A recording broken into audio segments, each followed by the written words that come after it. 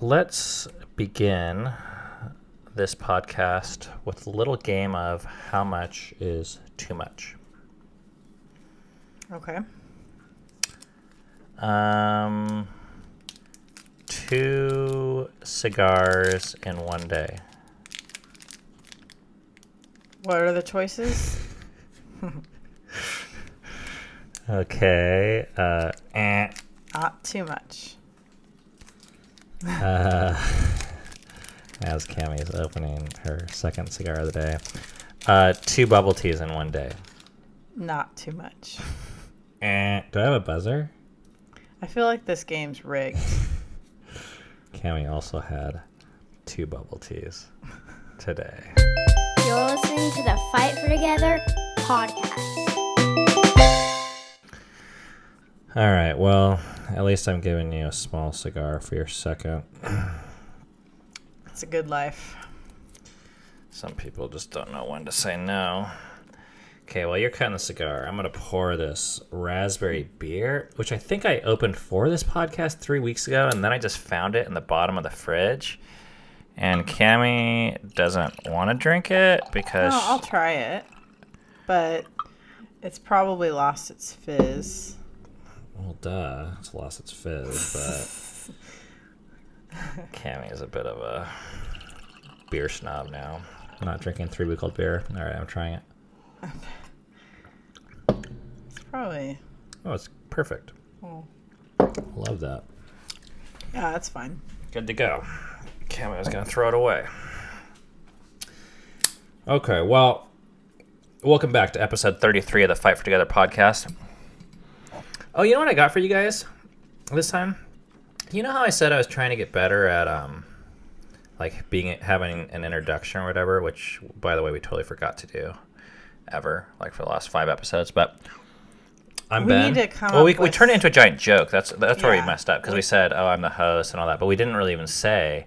We need to come up with like a consistent intro, right? Isn't that how all the professionals do it? Well, we have an intro. It's like that sound thing.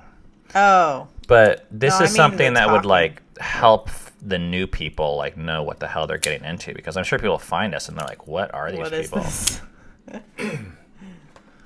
This is a framboise and cigar tasting show. Are they Jewish? Are they thru hikers? What the heck? What do they think about porn and global warming? As if our opinion really matters at the end of the day. Hang on, why do I want a cigar? Yeah. Don't more professional podcasters come up with a thing they say? I'm not talking about our like intro song. Yeah, well, so listen to this. I wrote this little thing based on this little exercise by Seth Godin. And there was 3 things you're supposed to name. Who is your podcast for? What will you do, and what do you promise? Okay? So this is what I wrote. Our podcast is for those who are hungry for another way to see family, life, and relationships. I'm just going to read the whole thing, and then let's talk about each section just for a second, just because I think it's kind of fun. Yeah. Okay. Let me set my timer here for my camera. Okay. We speak to those who want to be challenged. Mm-hmm. Okay. Okay. Finally. Oh, sorry. That's a run. We speak to those who want to be challenged and are not afraid to change. And this is our promise. I think this is good. Yeah. We promise our voice will challenge your beliefs, create conversations, and show you another way to live. Welcome To fight for together. Dun, dun, dun. I like that. So let's break this down, because it's actually tricky. Like, if you are making smoothies, your answer would be totally different. Who is this for? This is for people that desire healthy living or something. Mm-hmm. And then you would say, what will you do? We will make you fresh fruit smoothies for a cheap price. And then you would say, our promise is that you will always be satisfied, or your money back guaranteed, or something like that. Yeah. Okay, this is a little different. So for those, I was thinking, who is this for? Who are the people that really benefit? And I wrote, those who are hungry for another way to see family life and relationships. You have to a certain degree, not be content when you watch Fight for Together, I think. Or really any other family that's unorthodox, unless you're just here to be 100% entertained. But Which I don't think we're that I don't think we're that entertaining either. We're not really as funny as some folks out there. We're not as shocking. We're not as good with the camera and stuff. So Yeah. I think if you're here for that reason, you're going to be disappointed. But there are people that are like, man, my life's like good, but something's not cutting it. Mm-hmm. Okay? Or they're people who are always looking to change and grow. And Totally. And I'm like that about my life always, by the way. I'm like, hey, my life is great. I love it. But I want it to be better. That's just how I feel. yeah. Okay? So now it's like, who is this for? So we speak to those who want to be challenged and are not afraid to change. If you come here to our channel, our podcast, our vlogs, and you're like, My life's I'm amazing. I'm good. Yeah. Like, I don't like hard things. I don't like thinking about hard things. I like people that tell me that I'm doing a good job. Status quo. I would say you're going to have a hard time here. We're not the podcast for you then. But if you want to be challenged, if you want to be challenged in a new way to think, and if you're not afraid to change, now, by the way, I don't care if you do what we do. That's not the point. Yeah. But when you're challenged by someone that's doing something differently, so I'm getting ahead of myself. Let's get to the last point. We promise that our voice, through the podcast or vlogs or whatever, will challenge your beliefs, create conversations, and show you another way to live.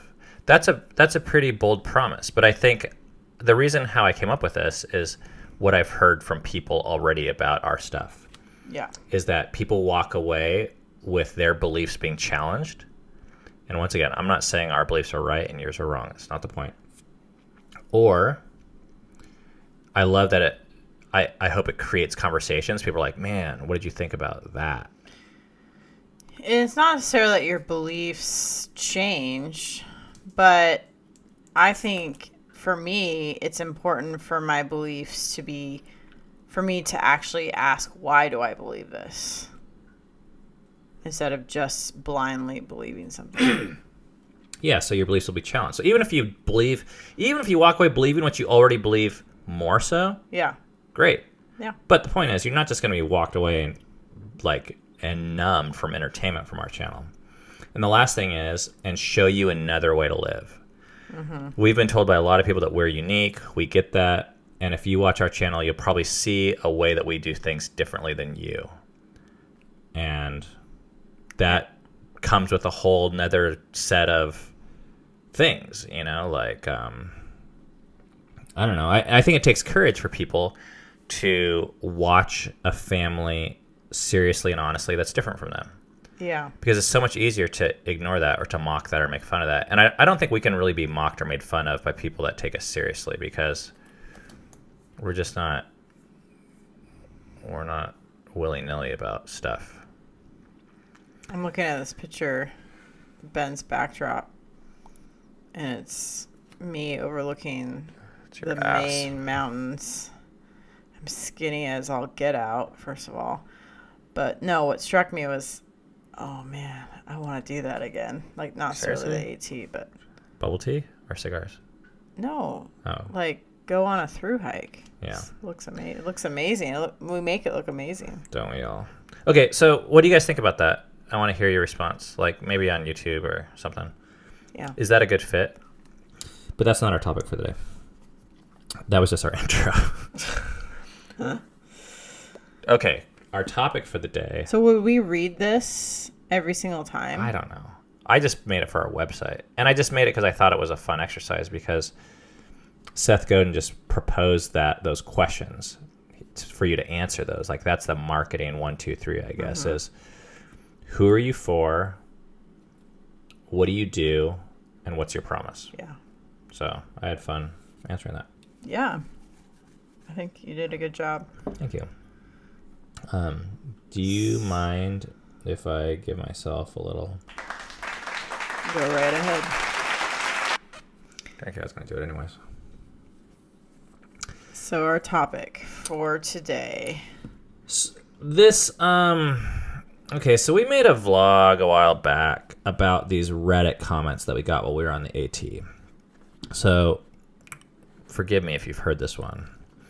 But when we were on the AT, there's this whole Reddit subreddit. I don't know what they're called, but it was called Crawford Trail Wreck, and it was like probably our most hateful comments we've ever gotten in our life have been on this thread. Yeah. And one of the things people jumped all over is this statement I made in Eden's birthday video. And I want to read one of these quotes. It says, "You're an asshole, Ben Crawford. I hope your children get away from you, especially Eden. The child you made a point to say is, quote, hard for you to love, unquote, on her birthday video. You are one fucked up, narcissistic, abusive grifter, blah, blah, blah, blah." Okay. So a lot of people pointed out this comment where I said Eden was hard for me to love. And that's taken out of so much context, by the way. Like, if you just look at it, it's like, oh, yeah, that's not very nice. But in the context, In the context of what? In the context of the video, there's just more context where you're talking about how you're different from her. You guys have different personalities. I don't think to most people the context matters. I think if you say that line, if anyone were to say that line about any of their kids, maybe not generally speaking, but by name, little Bobby is hard for me to love. I think people will feel like bad parents no matter what the context is. Because if you say that about your mother-in-law, everyone's like, oh, yeah, of course. Like, mother-in-laws. Mother-in-laws are pain in the asses. That's just... No offense. No offense. Okay. But your child, to say that about your child is like a big no-no in our culture. And that's what I want to talk about, because what sentiment could be more true than that? That certain children, or all children, are hard to love.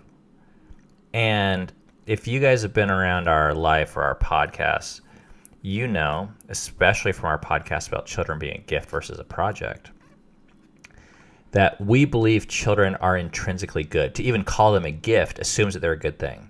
So if I received a gift, but it's hard for me to accept, reading between the lines, the problem is not the gift. The problem would be with my attitude towards it, right? Yeah. And just that people in general are hard to love. It's hard for people to love other people. Yes. Whether they're your children or not. But I think that the hardest ever to love on the planet oftentimes are our own children, but not because of their worthiness or anything. Yeah. But so this comment, I've been thinking about this for just like months and months and months and months and months about these people on Reddit freaking out about this. Not because I really even care what they say about me or how it looks on me. I just feel like as a culture, we're so sensitive about the completely wrong thing. Yeah. So everyone, like reading between the lines, everyone's main thing here is like either A, no child is hard to love or should be hard to love rather. Or B, if they are, shut the fuck up. Fake it till you make it. You better not talk about it. Yeah. You could like hate your kid.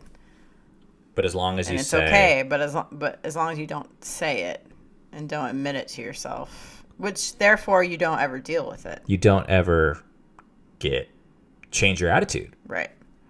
Because you're just like, oh, I love you, I love you, I love you, I love you. I like you, or whatever. Yeah.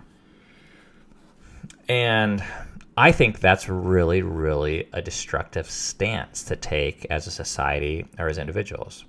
Ironically, I think that attitude is more narcissistic than the attitude of just saying, this child's hard for me to love. Wow. I think. Plot twist. Well, because you're so like arrogant and full of yourself that you can't admit it to yourself and other people that you struggle loving your kid. Now, one thing I do say is not my strong suit is I'm not saying that should be necessarily delivered in a birthday video, because this was Eden's birthday video that I said this particular comment. But in some ways, maybe it's the most appropriate, because for me, love isn't saying that I like everyone all the time. Yeah. Even with you. Yeah. It's just saying I'm making the choice to, I think, a couple things. One is put your interest before mine. The other is to see myself in you. And that's more my new definition of love lately, is seeing yourself in the other. Which is fucking hard. So I said this in the birthday video because it is actually what makes Eden one of the most special to me, one of the most valuable children to me, is that it's hard for me and it's changed me. And I would actually completely say she's not the hardest for me to love right now. And I'll tell you at the end who is, if you stick around. If you want names and ages and colors of hair. But when I say that, it's, well, I'm getting ahead of myself. Okay, so maybe it should have been done in the birthday video. I don't know. But then again, sappy birthday videos that just pump up kids' egos on things that are fragile, I'm not into that either. But what I want to do is, there's this Instagram account that I follow that's called Mommy Cusses. And this lady, she like says these same things, but she says it in funny ways. So I'm going to read some of these examples. Yeah. The strongest form of birth control is hanging out with any child between the hours of dinner and bedtime. True. Hang on, where's our... No. Oh. No, where's the laughing? Laughing? Comedy. No, it's a drum. Yeah, D. Okay, can you push that after everyone? Yes. So that's mean, right? I mean, that's saying, you suck, I don't like you, you're miserable to be around between dinner and bedtime and make me not want to have any more of you. That's what that's saying. Yeah. But it's funny. Yeah. But it's true. That's why people have this. They're like, I can't handle any more kids right now. You were just too serious. You had to be more funny. Well, and they're not mentioning a specific name. They're not laying Steve. Yeah. But whatever. Okay, next one. How about a play yard for adults for when they don't want their kids to touch them? I don't think that one's like super funny. No, but It is kind of funny. I mean, there's times where you don't want your kids to touch you. You're like, I've had enough of you. Oh, man. Get away from me, especially you, because you seem to attract them. I attract them. Yes. Oh, it's so true. And you feel like such a jerk for saying, I can't have you touch me right now. I don't. But I don't feel like a jerk telling you that. Okay, but to just say, I don't want to be touched, or it's hard for me to be touched by you. Yeah. That could be a harsh reality, but it's true. Okay, next one. My kid sure is great at picking up Easter eggs for someone who suffers arm paralysis whenever I ask him to clean up his toys.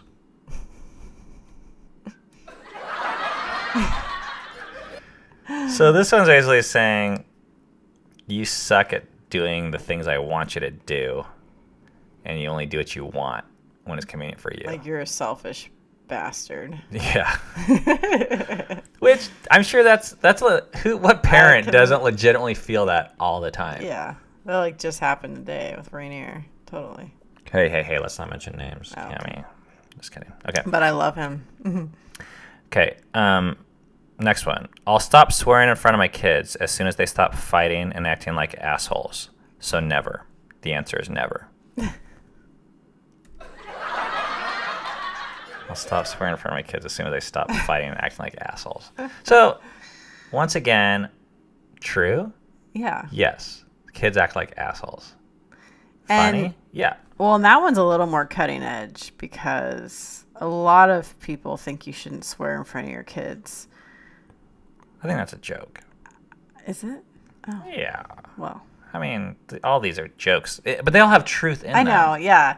But there's this thing where you're supposed to keep your cool, and if you don't keep your cool when your kids are wigging out, then I guess not a good the parent. emphasis I'm trying to point to, and what this quote is saying, is like, kids fight all the time, and when they're basically acting like assholes. And Yeah. it's hard to love people that are fighting all the time and acting like assholes. Who wouldn't say that? Right. Okay, final one. Today I said to my daughter, I can't wait for your bedtime. It was 7:50 a.m. No, that's cold. That's mean, right? Yeah. I mean, That one's probably the meanest one. you're like, I don't want to be around you is basically what it's saying. That's the joke. But then, of course, there's a truth to that, which is it's hard going from morning and having your time taken away from you and occupied with looking out for the needs of small people. Right. But it's not the kid's fault. No. Okay, so those are funny versions of this message, which are all kids are hard. Now, I want to go to another kind of a primary lesson and where we learned it in our life. And this is in the 12-step program called Al-Anon, which is for alcoholics, or S-Anon, which would be for sexaholics, but not for the sexaholic or the alcoholic directly, but for the spouse. So the way it works is you have like AA, or Alcoholics Anonymous, and then you have this other group called Al-Anon, and this is confusing for some people. Affected. Usually the spouse By- or partner, I guess, Yeah. but usually it's spouse. Usually, yeah. It couldn't be like your family member, like it was your dad or whatever. But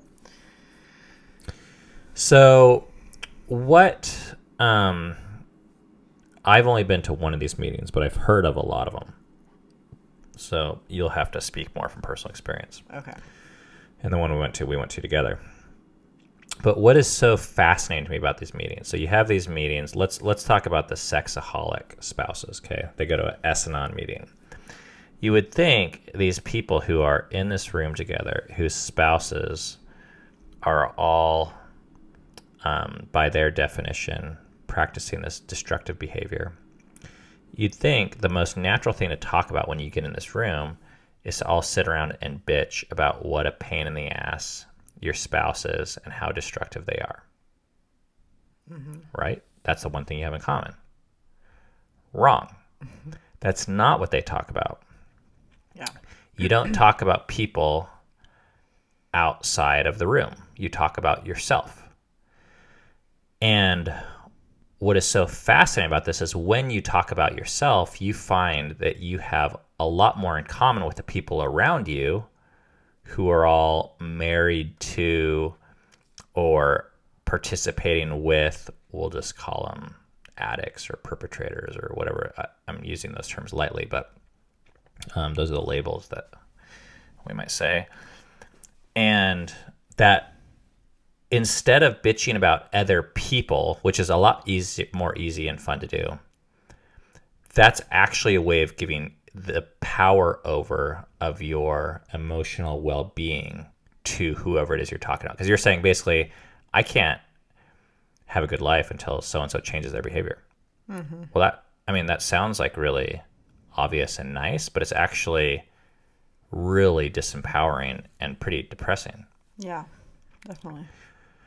So instead, what they do is they focus on their own attitude. And maybe you guys have heard of the serenity prayer, which goes like this.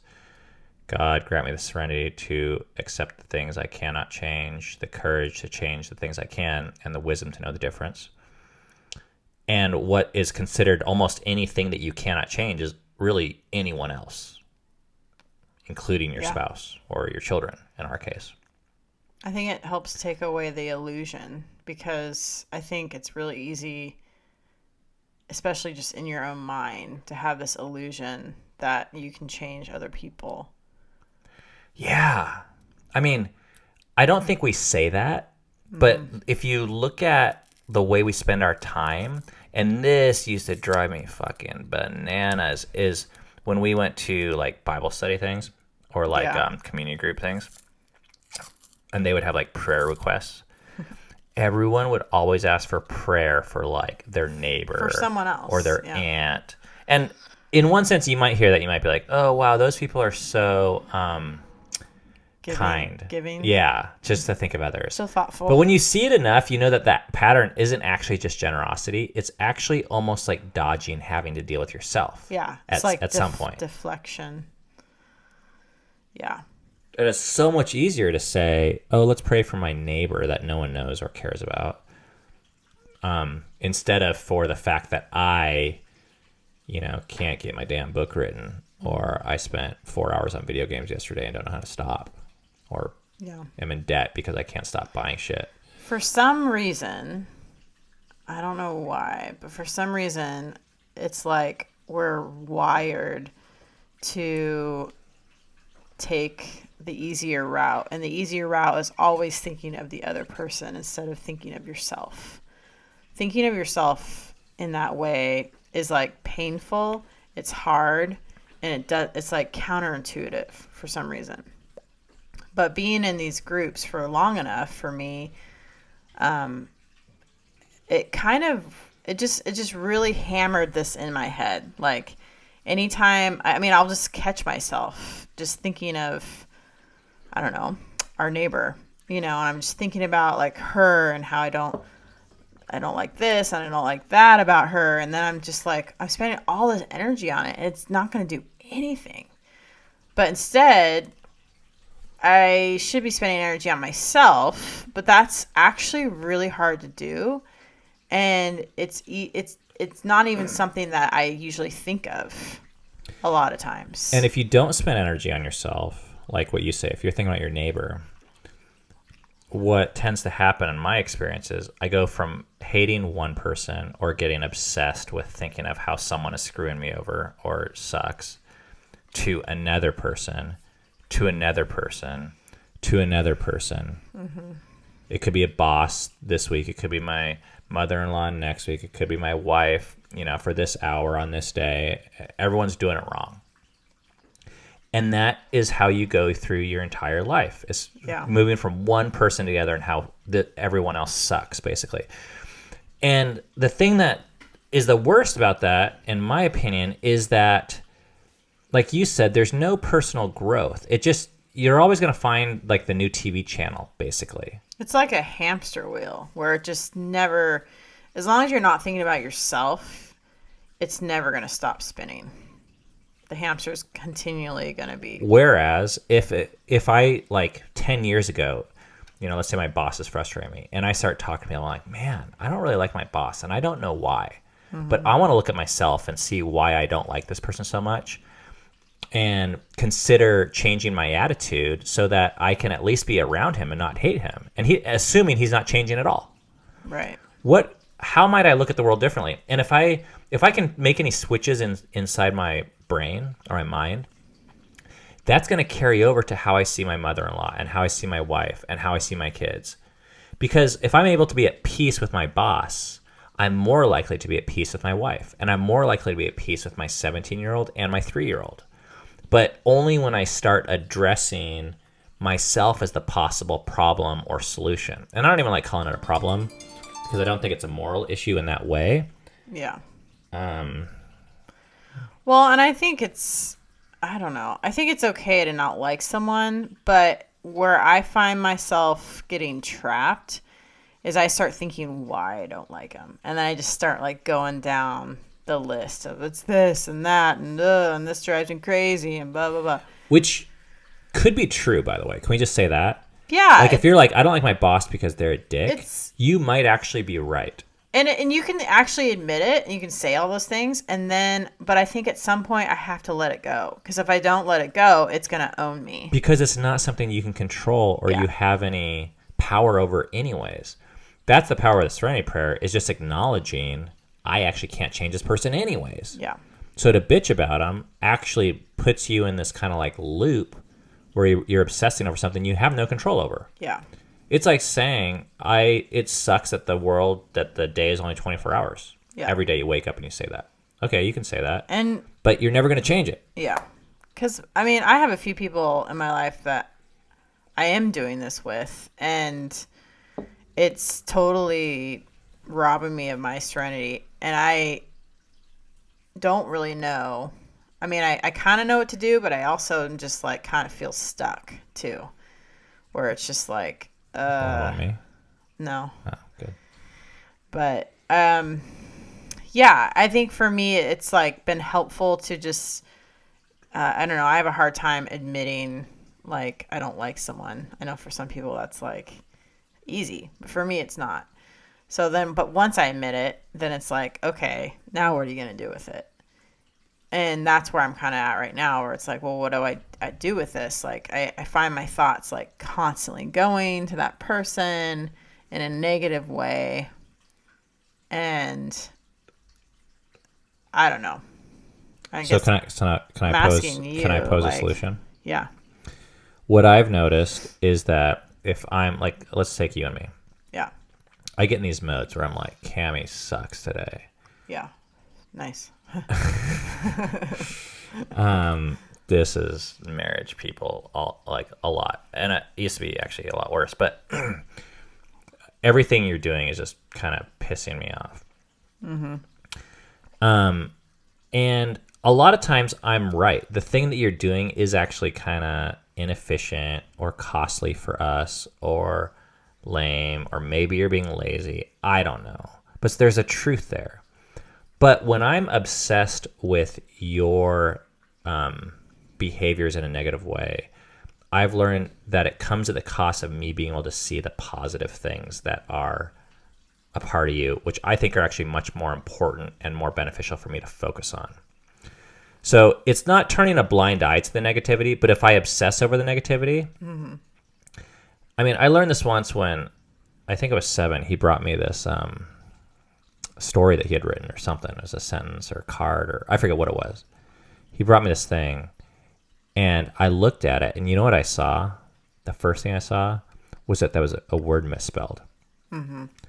Now, the word was misspelled, but it was also this piece of art that was like super kind and generous, but the one thing I saw was the misspelled word, and I focused on that like my brain did. Yeah. And I think it's easy to do that with you or just people, with each other. Yeah. And when I do that, when I focus on how you stacked my clothes in a way that I don't like or whatever it is, Yeah. like it makes me unable to see that you are a child of God, that you're beautiful, that you've been committed to me for 19 years, that I love how you mother our kids, that we have amazing or wonderful sex that I like, that I enjoy hiking with you and podcasting with you, and a million other things that are just as true. Okay, so I'm easy, but what about the people in our life?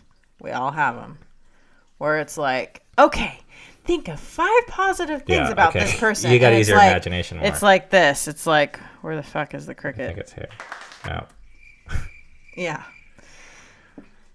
Okay, well, this is, I'll tell you. Because that's when I'm like, I believe that they were made by God and that God thinks they're special. It's true, though. It really is Yeah. true.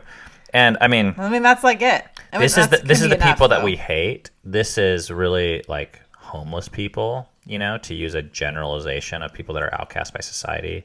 This is the hookers and the strippers and the, you know, whatever it is that who's on the other side of your wall, the Mexicans or the gays or the Nazis even, or the, you know, the white supremacists or the liberals or the Republicans or the Democrats, whatever category it is that's hard for you to love. These things are true about them. And I don't know, I'll tell you what my sponsor said. He told me this story about this guy. Well, I'll just tell a story because it's fucked up and it's graphic. But okay, so this guy named Walter was in prison. And I don't know if you remember this, but we had just gotten our paperwork to go visit Walter in prison in Washington before he moved. Mm-hmm. And Walter was in prison because he had raped women and made them eat their own shit.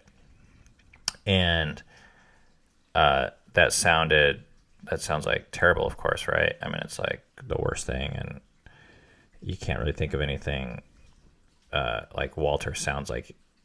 People would describe him as like a piece of shit that should burn in hell and die. When you hear that. But when you talk to Walter, Walter had kind of become a changed man. And when he shared his story, he talked about how at the age of 4, he used to hate ham sandwiches. And he would hide them under the couch because he didn't like eating them. And one day his mom found one that was like 4 months old. So it was just like this moldy ball of crap. And she made him eat it. And when I heard that, all I know is my perspective on Walter changed. It doesn't make what he did right. It doesn't diminish anything that he did. But all of a sudden I went from being you're a worthless piece of shit to like, oh, if my parents did that to me, I very might be doing the same thing. And that was what my sponsor, William, used to always say to me. He said, if you had the same parents that person had and you were raised the same way, you'd be doing the same things they're doing. That changed my perspective on things. Yeah. And it's helpful to hear. But I want to get back to kids. Yeah, back to kids. Do you have anything else you want to say about that? No. Okay. With kids, because we went off on this crazy wild tangent about the Walters of the world and the neighbors and this. But kids are hard to love at times. Yeah. And it's so easy to say things and think things like, you little shit, you might not use that language, but you're like, you suck, you're being disobedient, you're making my life hell, you. Mm-hmm. And if we're going to apply some of these same disciplines or techniques and to look at ourselves and say, why am I disturbed right now? The 2-year-old just dumped all the markers on the ground or the crayons or the cookie dough. And I don't like life right now. There's a piece of me that wants to blame the 2-year-old for the reason why I don't like life. But there's also I see other parents that are like, they're okay with cookie dough on the ground and they don't freak out, right? Today, Rainier spilled a glass of water on the ground in our bedroom when he was supposed to be taking a nap. So I come up there and he goes, sorry, do you still love me? I was like, oh, shit. Yes, I still love you. It's okay. I just don't like you right now. As I was beating him. I'm just kidding. No, I didn't. But it was sad. I was like, yeah, I still love you. Just don't ever do that again. But what I would rather have, and I think, as parents, we need to gauge what our kids can handle and the culture that we have. Because if you just start dropping these lines, it might not work in your family. But we have a pretty transparent culture in our family where I think our kids know that we love them. I think they know that we love each other. But I think they also know that we don't always like each other. And that just because you don't like someone doesn't mean they're any less valuable or that you're bailing on them or anything like that. Yeah. But I would rather have a culture where we acknowledge that difficulty together and work on it. Mm-hmm. And I guess also, you don't need to tell the kid this. That's not the point here. But also, I don't know if we want to send the wrong message to the kid either, which is the opposite of that, to say like, oh no, daddy always likes you. As if that's what your self-worth is built upon. And this reminds me of those, like, have you seen those memes with, like, Christian evangelicals, like the guys, they always post about their hot wife. Mm-hmm. They're always saying, like, I don't know, I stay away from those. Yeah, well, there's a whole bunch of them out there where it's basically these pastor-type ministry people, and every time they post a picture of their wife, like on Instagram or date night, they're always like, my hot wife. And it's kind of this like signaling thing, like, I only have eyes for her. She's so special. She turns me on sexually, and I'm attracted to her. Which, if you have to say it that much, yeah, can we just say, like, you're insecure about something, or she's insecure?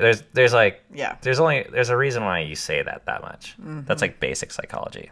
Yeah, that's like in poker. They said if they're playing strong, they're bluffing. If they're acting weak, they have a strong hand. Mm-hmm. It's basic. So instead of saying that all the time, wouldn't it be better just to say, man, there are times when because of the way I see the world, I can't handle my wife, but I'm getting better at it.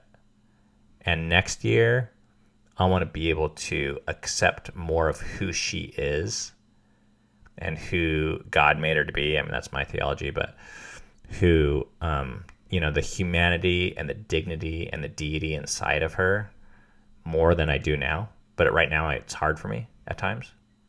Yeah. I think that's great. Yeah. That's all. That was it. That was all I had to say, I guess. I mean, and really to extend that towards our kids, because the other way is to say, like, that's my hot wife. Oh, those are my hot kids, or whatever the equivalent would be. You guys are so awesome and rad all the time. My kids are so well behaved. I always desire being around you, which is a lie. I have the most awesome kids. Yeah. They're so talented. And really, it's teaching them that they're lovable because they're acting awesome. Yeah. Instead of they are intrinsically a gift, and for people that can't see it, that's their problem. Mm-hmm. Yeah. Okay. Yeah. Anything All else? right. Nope. Okay. We have, is it this one? Nope. This one? Yep. We are going to go to the phone lines. Hi, Ben and Cami. I just needed to tell you how much I loved your treating children as a gift episode, in particular the part about not treating yourself and other people as a project.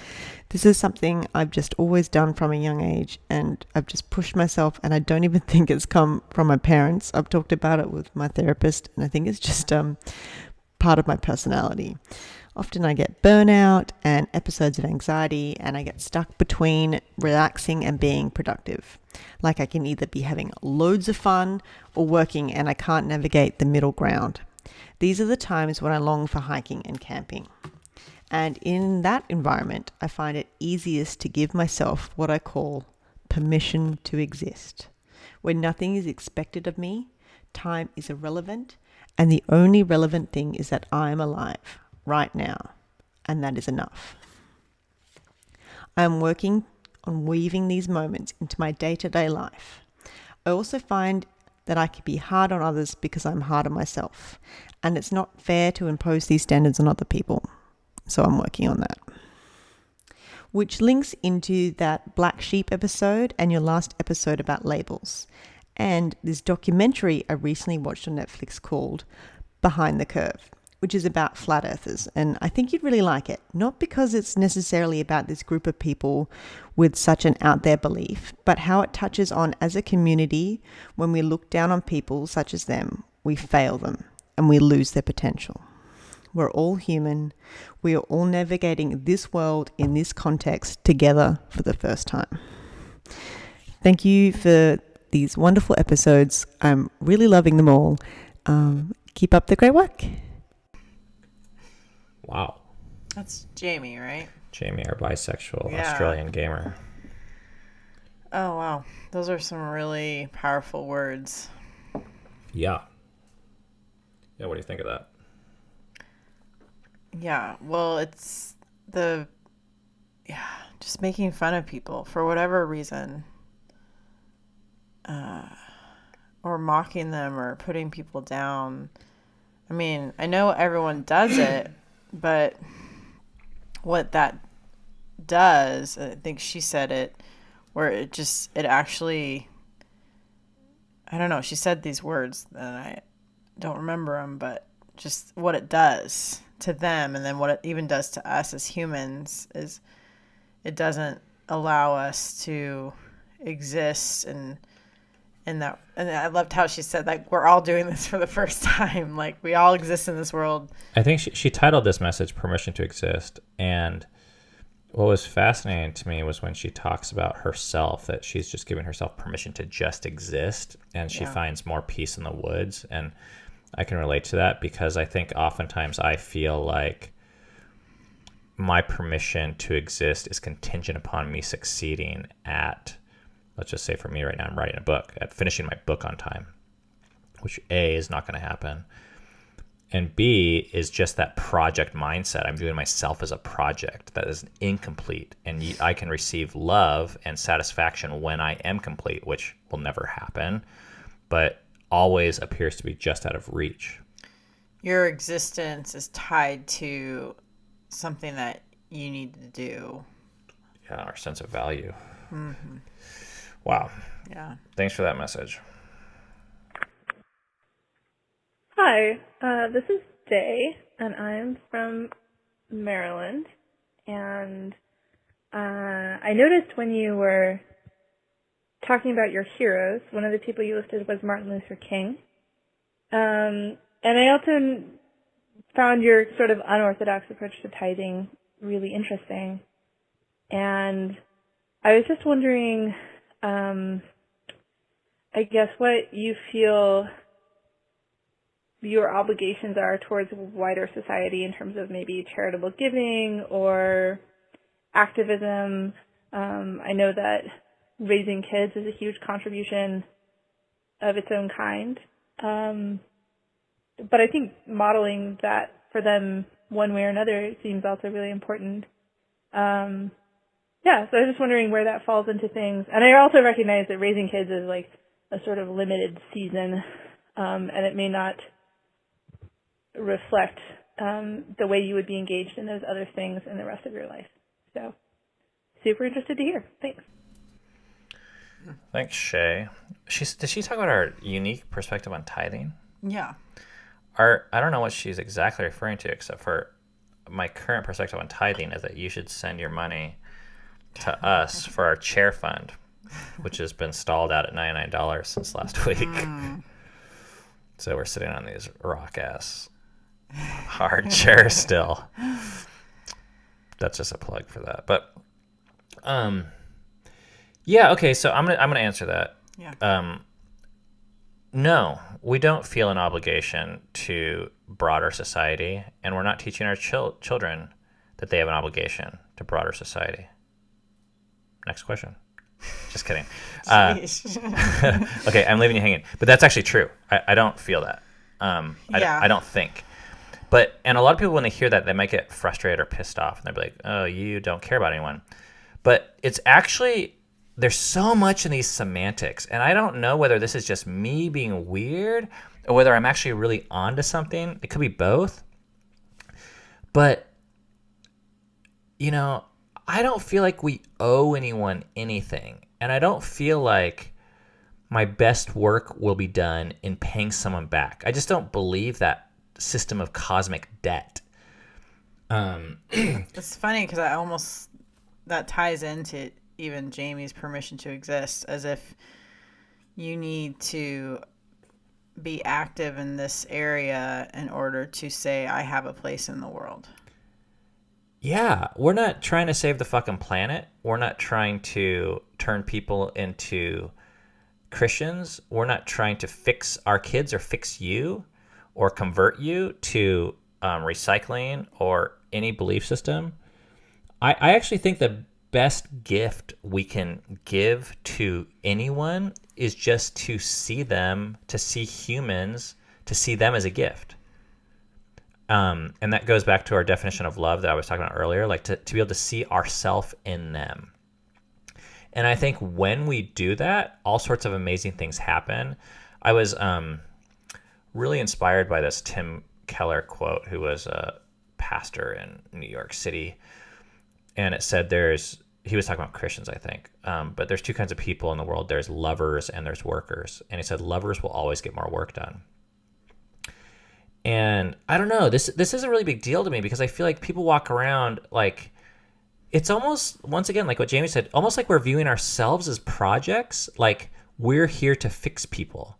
And while that sounds really nice, I think it's actually, when I hung out with those types of circles, I feel like it's really condescending to be around people that think that they have something that I need and that they're better than me. Like they're here to give me their answer to God or recycling or global warming or whatever it is. And it's not to say that there's not ways we can help each other or love each other. But it's not, there's no obligation to do so. it kind of comes out of gratitude and thankfulness and abundance versus, a sense of need. And this was something, I noticed when we were on the Appalachian Trail. We went back and did trail magic and provided food for the trail for 3 days. And people said, oh, it's so cool that you're giving back. And I was like, yeah, maybe. I mean, we are we did get, and we're giving back in that way. But it was almost under this like a transactional thing. Like, okay, you got something, now give it back. Which implies once we've paid it back, what do you do then? Like, you're kind of done. And we weren't doing it because we felt like we owed the trail or people anything. We were doing it because I believed it was the best thing I could do for myself and the kids. And we had got incredible pleasure out of doing it. Now, the irony, of course, is I think a lot of people benefited from it. So I do not know if that helps you. Yeah. In answering your question. I think the more work, I even hesitate to say the word work, but the more you can focus on yourself and how can I actually see myself and other people, and therefore love them better. The more I'm able to do that, the more I actually think I am, quote, giving back. But I'm not giving back to give back. It's just like, it's actually it's organically coming out of me because I'm changing and I'm able to see people in a more holistic way. And if you take my heroes, let's just take MLK, Gandhi, and Jesus as 3 examples. I think the thing that's the most inspiring to me about them is not what they did, but it's how they saw people. And how they saw people motivated what they did. Yeah. But it's actually the seeing that is what I think true religion is based off of, not doing. Well, and I think when you do things, but you still see people as piles of shit, it actually doesn't really do much.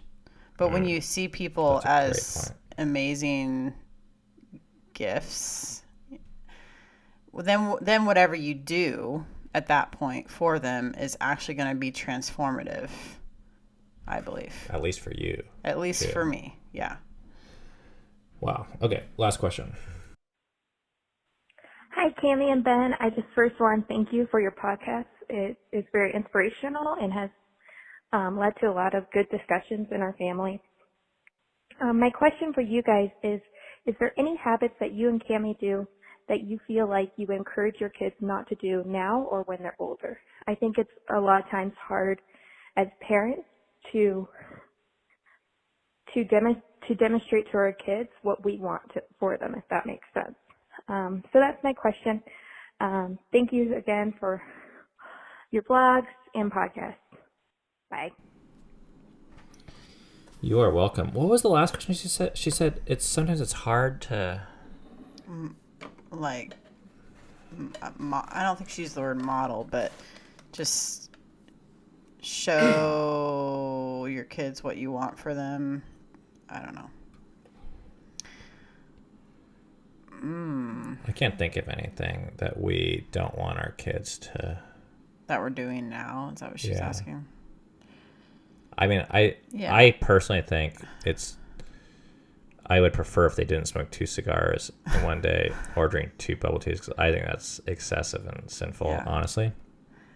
I think if you were to ask this question to us 5 years ago, I would have had a list. We would have had a long list of things, but my perspective has changed quite a bit in that I don't really see. I just don't see things as burdens. Like I don't know how to explain it, but I just think our kids are going to be okay. I mean, if they smoke, they'll be okay. You know, if they drink, they'll be okay. If they have sex, they'll be okay. You know, they get pregnant, they'll be okay. They'll be okay.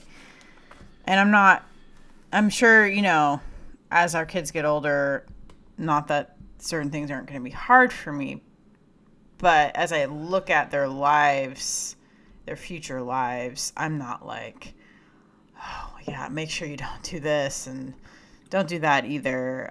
I have a much more perspective of like, just experience life.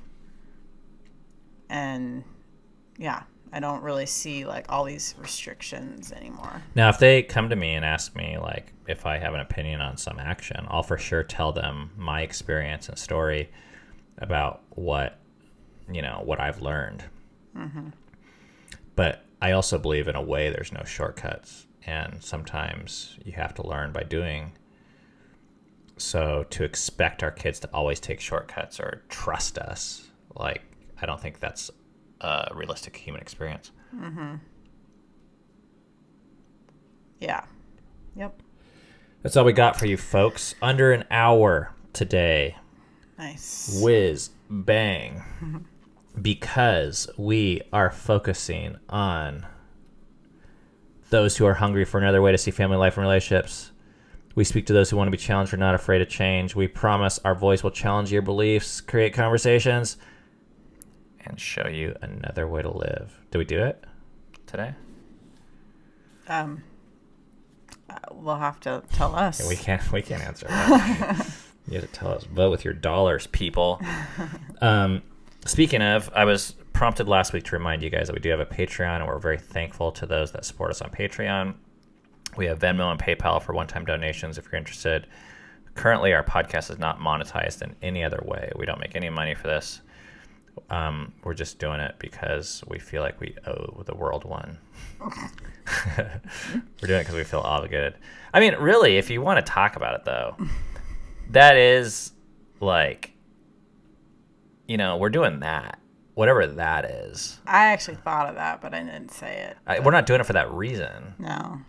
But, we make podcasts and vlogs to the tune of 20 hours a week for 4 years almost, because we believe it's the best thing we can ever do to spread truth and help people and love folks. Mm-hmm. And we're going to keep on doing that, whether we get money or not, as long as we can. Yeah. Okay, if you would like to leave a message, we would greatly appreciate the opportunity to hear your voice and respond to your question or comment. And the way you can do it is this phone number I'm going to give you. But first, grab a pen or paper or something. 206-651-5744. And that's in the show notes. This podcast is available on iTunes and Spotify, and there's all these apps. Like any podcast app, you should be able to find us on. Just type in Fight for Together. And there's a Facebook group discussion if you want to go dive deeper and discuss this with other people who are... Do I need to read the thing again? I'm not going to do it. We're trying to keep this under an hour. You know who you are out there. All right. It's 11:34. Time to go to bed. See you guys next time. Thank you for listening to Fight for Together. We'll see you next time. That's really fun.